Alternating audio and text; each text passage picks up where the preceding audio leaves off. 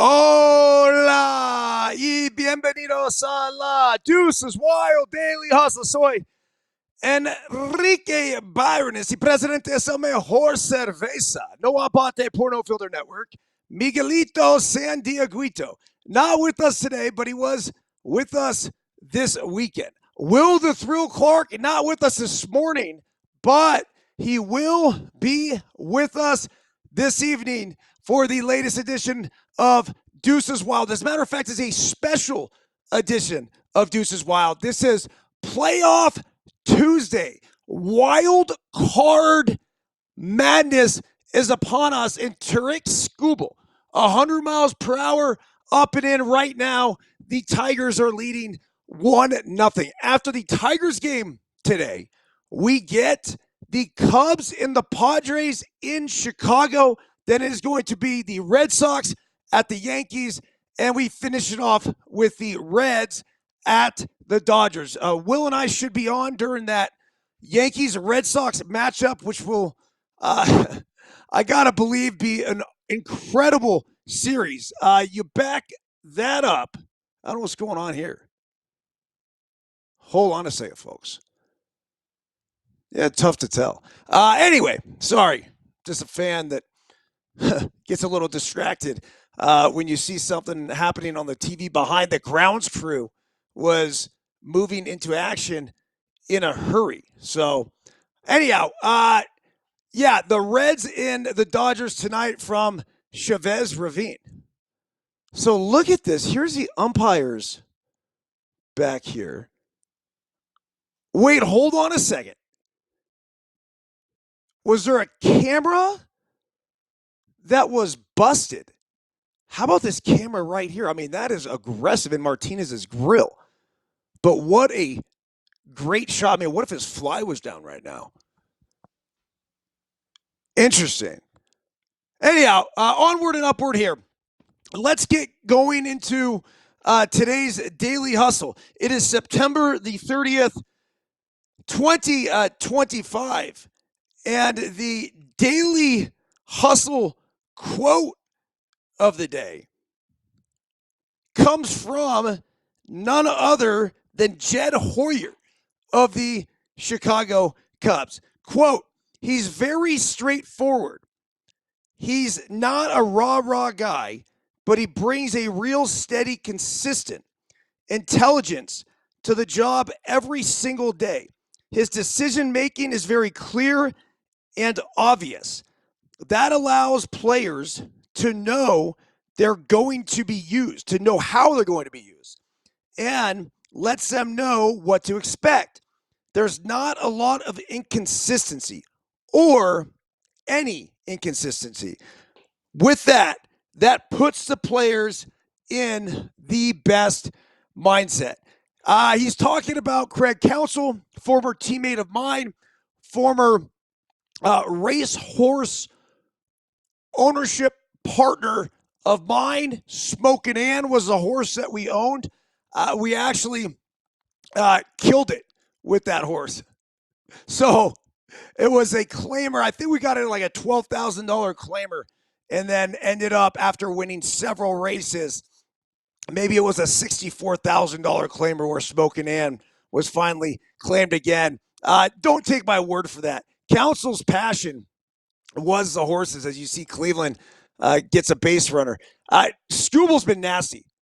Like, damn near untouchable. 48.6 mile per hour exit velocity. How about that? He just got a hit on a 48 mile per hour exit velo. It's interesting because I think as we get into the postseason here, remember, it's the little things that are going to win baseball games. And one of the little things is just the ability to put the ball in play. That's it.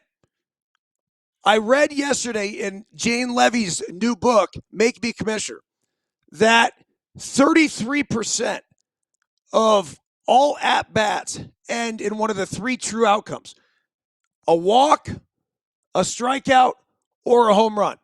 So the ability now to put the ball in play is as valuable as ever. You see the Cleveland fans obviously excited to be back in the postseason. That's the ballpark I made my major league debut. And Jose Ramirez is the heartbeat of that offense, has been for a long time, one of the most undercover superstars in the game of baseball. Ramirez, 2-1 count. Skubal has been regularly hitting triple digits on the radar gun. I'd actually be looking to run over there on Skubal. He's got the big leg kick, so you just got to make sure he goes home. Tightens it up a little bit right there. Throws a slider at 91 miles per hour. This is part daily hustle and then obviously part play-by-play here. I could do this all day. 2 balls, 2 strikes, no outs. We're in the bottom of the 4th. Detroit up 1-0. 100-mile-per-hour fastball. Well in off the plate. Umpire's going to come out and clean the dirt off. I'm surprised that did not hit Ramirez, who did a good job getting out of the way of it. Although people in the Cleveland dugout would say, we got ice. 3 balls, 2 strikes now. See if they send the runner. No. One-way lead, ground ball. It's a slider at 93 miles per hour. Isn't that crazy? Also in Jane Levy's book, and by the way, she'll be on the podcast either Thursday or Friday of this week, which I've yet to schedule it.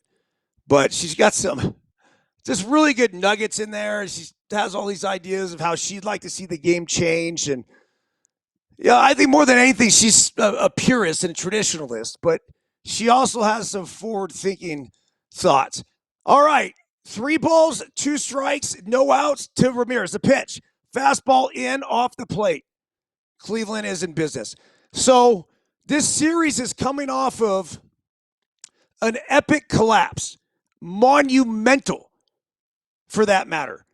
The Detroit Tigers had a 15.5 game lead, the best record in all of baseball, at one point during the regular season. But then Cleveland, who sold off at the trade deadline, Shane Bieber actually was traded. So they got rid of their best pitcher. He goes to Toronto and will be pitching for the Blue Jays in the postseason. But then in the midst of that, they went on this fucking incredible run. All right, my iPad is officially tripping out. I'm back. Hopefully there was no issues with that. But they then just started winning a bunch of games. And Williams, the pitcher who's pitching today, is a large reason why. The offense got a lot better. I think it was, it wasn't overwhelming, but they figured out a way to score runs. They were running the bases well. They played defense well. They just started playing winning baseball. And give Stephen Vogt a shit ton of credit for what he was able to do as Skubal gets this first strikeout right here. Anyway, back to Hoyer and the Cubs and the Daily Hustle quote of the day. Counsell took over as the Cubs manager last year. And this is the same year Pat Murphy obviously stepped in for Counsell, Milwaukee. Well, Counsell has got this really good demeanor about him. I could tell you that as a teammate. I could tell you that as someone who was in a limited partner business with him. And the one thing that I think he does really well is listen. So there was an article that was written about how he got with Ian Happ and Nico Horner, and he said, how can we make Wrigley Field better? How can we make this a better work environment for you guys? And they came up with some ideas how to restructure the dugout. I guess the dugouts used to be closer. 0 balls, 2 strikes. And this is why Skubal's just so fucking good. I mean, he gets guys at first and second with no outs, and there you go. Punch out, punch out. Simple as that. Look at the Tigers fans. I mean, the only thing that matters at this point is what happens now, right? If you're the Tigers and you're AJ Hinch, the manager of the Tigers, another friend of the program, You can't worry about the bullshit that happened. The 15.5 game lead that disappeared. There's a chopper. It's going to be a tough play. Scooble, no. Oh, fuck. He's going home. Safe. No. They're going to check it. You got to replay that. Call him out at home? I don't think so. Immediately, Stephen Vogt. This either means he wants a challenge or he wants to come on the Daily Hustle. Wow. What a fucking way to score a run. I think he was safe. We'll take a look here at the replay. Look at the left hand. Safe. Not even close. Holy shit, man. This could be the most exciting Daily Hustle we've ever had. So good. What a slide. Fantastic. And he's got the oven mitt on there too. That's a tough call to fuck up if you're the umpire. But thank goodness for replay. Anyhow. So counsel then, along with obviously, Cubs officials, got some of these changes approved. And apparently it was a lot more fun sway this year in that Cubs dugout. And they went on to have the success. Now, counsel's obviously not going to sit here and say, hey, this is 100% the reason for it. No. But I think the ultimate thing, and this goes to say, what Jed Hoyer was talking about, is he's just very consistent in trying to establish routines, and that's a lot of communicating with your players. And the irony here, as you see the play again, look at this chopper. I mean, he comes all the way around from second base. Obviously, he flies. Why is this taking so long? Am I missing something? There we go. Okay. So it goes back to 2 outs. Runners at first and third now. Let's see if they could limit the damage. What are we discussing? Oh, maybe whether or not the guy should be on third base. I do agree with that. Jose Ramirez ended up on third base. Huh. Yeah, they're talking about him going back to second. Because when you call him out, the play should be dead, and the runner should go back to the base he was at. I do agree with that. Now, I don't know if Ramirez should have gotten a third or not, but you could make the argument, if you're the Tigers, hey, look, if I tag you out and the guy says out, my guys will stop play. It's not free reign for the guy who was on second to go to third. Yeah, this is going to be the best view of that. Let's see here. He was going. Nah. I don't think they would have gotten him at third, but I still think you should put him back at second. Instead, Ramirez stays at third base. 1-1 now in the bottom of the fourth inning. Skubel's been virtually unhittable, giving up a couple of shit infield hits, and that's it. Now they bunt. Oh, fuck. What a play by Skubel. Brilliant play right there by Rocchio, trying to bunt. Just keep putting the pressure on the defense, and especially with Ramirez at third. Obviously, if he was at second, that wouldn't have been the case. That would have been a huge call, though, had Ramirez been awarded third base, because why should he get third if my guy's going to stop playing? So if I'm AJ Hinch, I actually would have been out on the field arguing that. Okay, moving along here. Beyond this series we have with the Tigers and the Indians, right after this is going to be the Cubs and the Padres. And like I was just talking about with Craig Counsell, I like the Cubs. I really do. Matthew Boyd will be on the mound, the left-hander, going up against the Padres. Look, the Padres bullpen is as good, if not better, than any bullpen in all of baseball. The question is, how early and often are they going to have to go to that bullpen? And then the other big question is, are the Padres going to be able to score enough runs? It's an offense that didn't hit for a lot of power. They're kind of like right in the middle of the pack or bottom third in runs scored. So we will see what happens in that one. It should be a great one from the friendly confines in Chicago. But then we go to Yankee Stadium, where it's the Red Sox and the Yankees going at it in a best-of-3 series. I don't think you could ask for much more there. I think that's a bit of a coin flip series. You had the Red Sox, who dominated the early part of the season. The Yankees later on had their success against the Red Sox. Max Fried on the mound today for the guys in pinstripes. So historically, he has not been great in the playoffs. I don't really give a shit. He's a really good left-handed pitcher.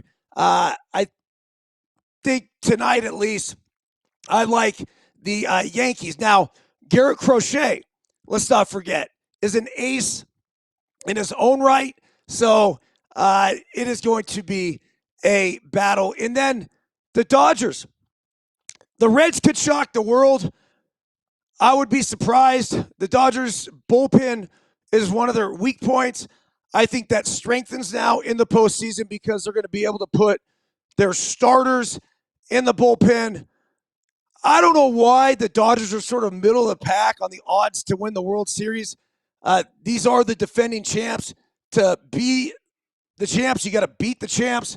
And we'll see if that is the case. Because then after, let's see here, after the Dodgers, or if they're able to get by the Reds, they will travel to Philadelphia to take on the Phillies, who had a fantastic year and right now are the odds-on favorite to win the World Series.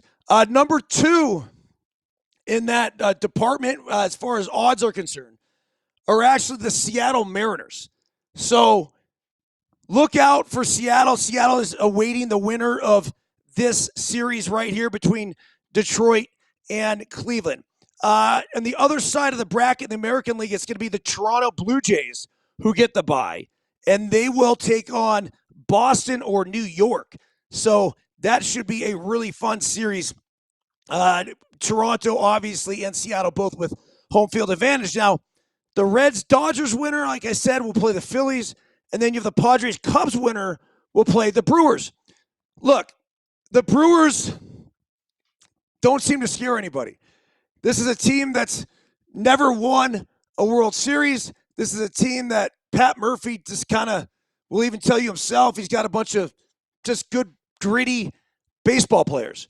Well, good, gritty baseball players that do the little things well actually has now led to the Brewers having the best record in all of baseball. They're plus 750 to win the World Series, sort of middle of the pack.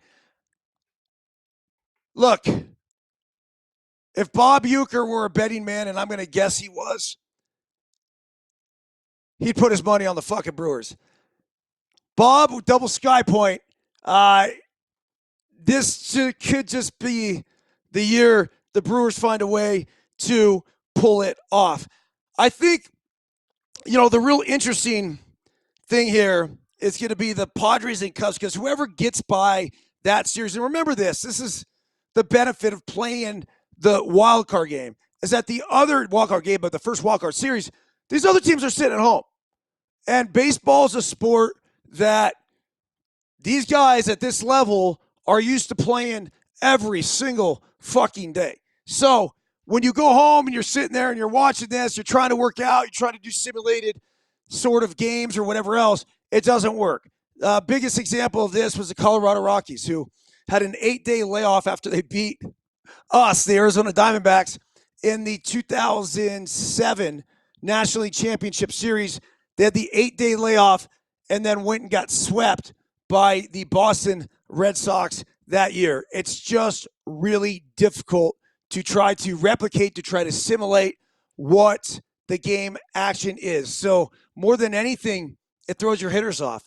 Sure, the pitchers could use a few extra days of rest, but I think from a hitting perspective, you want to keep these guys getting regular bats, feeling that energy. When you get in the flow of playing these games, and all of a sudden, right, the adrenaline just drops for an extended period of time, it makes it very, very difficult.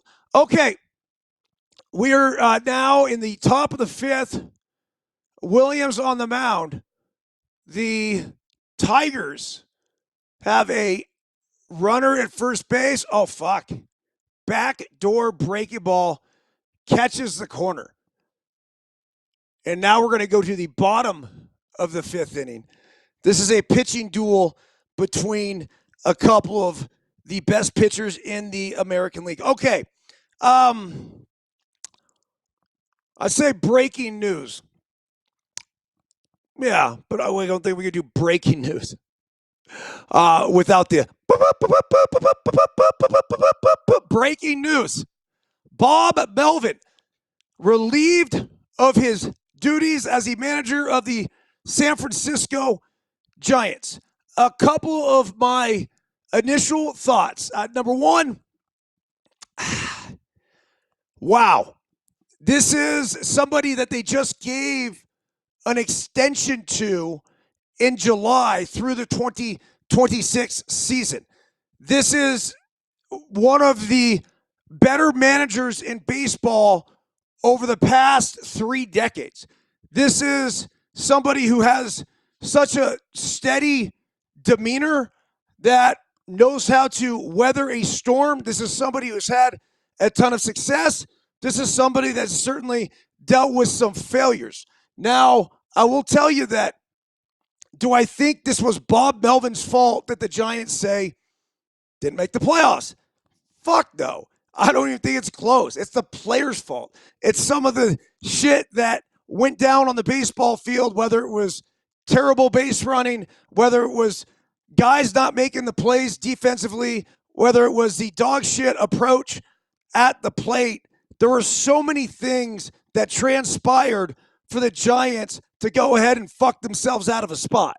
Now, unfortunately, this is the game. And instead of firing the players, well, they start at the top and they fire the manager. I don't love it. I would have much rather seen them stick with Bob through 2026. I think that is important to say, hey, look, we believed in you here, and yet 2-3 months later, you're saying we don't believe in you anymore? That's bullshit. So I don't know if something else happened internally, but I think it's terrible for the Giants and a bad look for them to bail on the guy that they just said, nah, we believe in you here. And it's a waste of fucking money. So, not thrilled with this decision. I think at this point, though, like any other fan, probably wondering who's next. I don't know. I will get on with Will Clark tonight. We'll talk about the dismissal of Bob Melvin, and we'll go over some potential candidates to replace Bob Melvin. What does this mean for Matt Williams? What does this mean for the rest of the staff, including Pat Burrell, who was the hitting coach? I don't know. I don't know if they're going to retain these guys. I don't know if they're not going to retain these guys. I'm sure a lot of it's going to have to do with who they bring in as the new manager. Also dismissed, or at least they mutually decided to part ways, was Bruce Bochy in Texas. I had a feeling something's going to give here. Look, Bochy came, won the World Series right away with the Rangers, and then it's been a couple of mad years. If you look at Texas, they actually led baseball in pitching and defense. It was really interesting, right? And yet they ended up like a 500 team. So I don't know whose fault that is. Obviously, you could say, oh, okay, if you lead the league in pitching and defense, it's the offense's fault. I wasn't around that situation enough. But obviously, this is going to bring up the question, and we're only human here.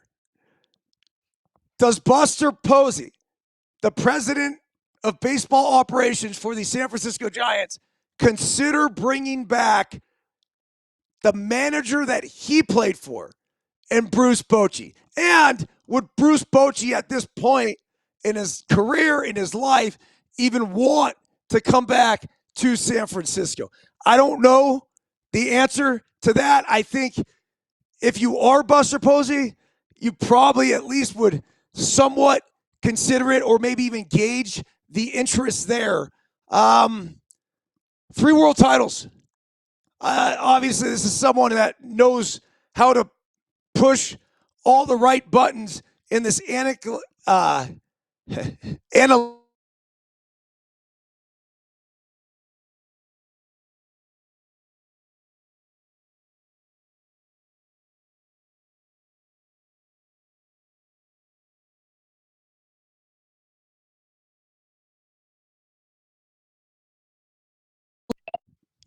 I don't know, maybe it's back, maybe it's not. Regardless, everyone have a fantastic day. Will and I back on at 6:05 p.m. Pacific time. Enjoy a great day of baseball. We'll see you at night. See ya. Let's try this again. Hold on. See ya. One more time.